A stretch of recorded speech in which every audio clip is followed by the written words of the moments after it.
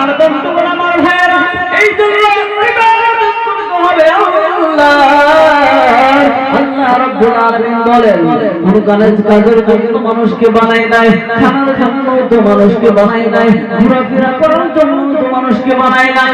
এই জন্য বলতেছি যে কোন মুহূর্তে, যে কোন অবস্থায় আল্লাহ রাব্বুল আলামিনের ইবাদত করতে হবে, আল্লাহর গুণগান গাইতে হবে। বন্ধু, কেমন কোন গান আল্লাহর ইবাদত যদি কেউ করতে পারে, এমন ভাবে আল্লাহ রাব্বুল আলামিন চ্যালেঞ্জ করে দিয়েছেন, বান্দারে কোন মানুষ যদি আমি আল্লাহর ইবাদত করতে পারে, তাদেরকে সমস্ত খানার ব্যবস্থা আমি আল্লাহ করে দেব। বলেন সুবহানাল্লাহ।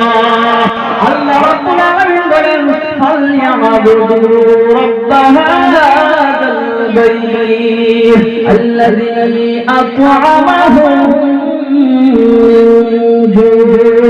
আল্লাহ রাব্বুল আলামিন বলেন, হে নবী আপনি জানায়া দেন তাদেরকে আমি খানার ব্যবস্থা করে দেব। আল্লাহ রাব্বুল আলামিন বলেন, যখন মানুষের ক্ষুধার্ত অবস্থায় থাকে, মানুষ যখন খানা খাইতে চায়, মানুষ যখন টাকা পয়সা চায়, মানুষ যখন আনন্দ ফুর্তি করতে চায় রে বন্ধু, আল্লাহ রাব্বুল আলামিন বলেন যেই জিনিসের প্রয়োজন হবে আমি আল্লাহ রাব্বুল আলামিন সেই মানুষের সব কিছু ব্যবস্থা করে দেব। বলেন সুবহানাল্লাহ। আর একটু জোরে বলেন সুবহানাল্লাহ।